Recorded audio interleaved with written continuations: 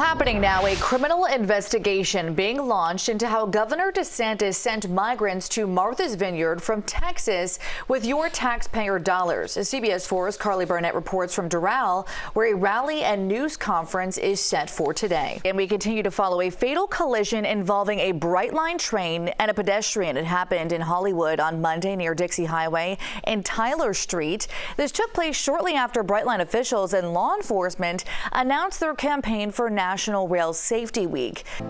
And now to the sentencing trial of the Parkland school shooter. Testimony is going to resume next week, and this comes after a very testy exchange in the courtroom last week. The defense wanted Judge Elizabeth Scherer to step down from presiding over the trial after a very heated argument with the lead defense attorney.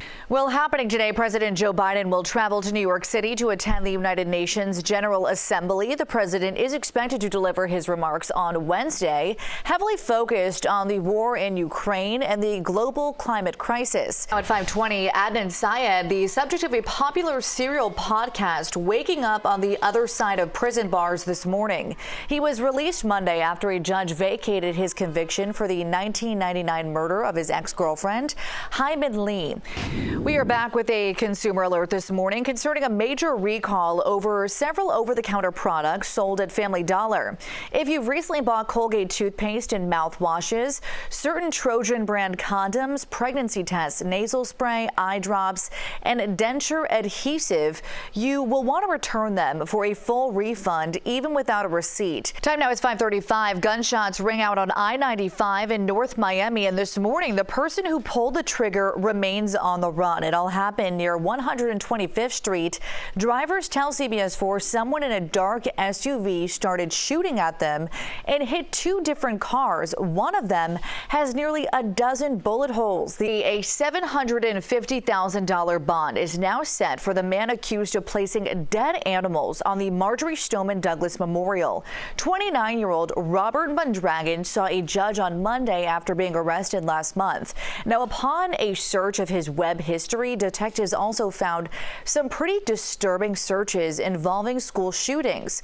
Well, California's governor could soon be seen on a presidential ballot. Governor Gavin Newsom says he only plans to seek the Democratic presidential nomination if President Biden decides not to run for a second term. So if Biden does not run, Newsom says we could expect an official announcement after midterm elections wrap up. Travel demand was extremely high this summer, and now industry experts say you can expect more of the same come this fall. A combination of increased demand, staffing shortages, and severe weather led to more than 50,000 flight cancellations in the U.S. and around 500,000 delays between Memorial Day and Labor Day. That's according to FlightAware. It's 6:37 and 4 days till the weekend. Let's start tracking some awesome events this weekend. I have to say, guys, I'm biased. I'm from the Northeast, New York. You can't go pumpkin picking. I know. When it's 90 degrees out. I'm sorry. But folks it's South Florida style. That's how you do it. Yeah, you just grab an ice cold drink, a beverage, and stay hydrated and enjoy. Happening today, we are less than 50 days until the November elections, and local officials want to make sure you are registered to vote. Today is National Voter Registration Day, which happens on the fourth Tuesday of September.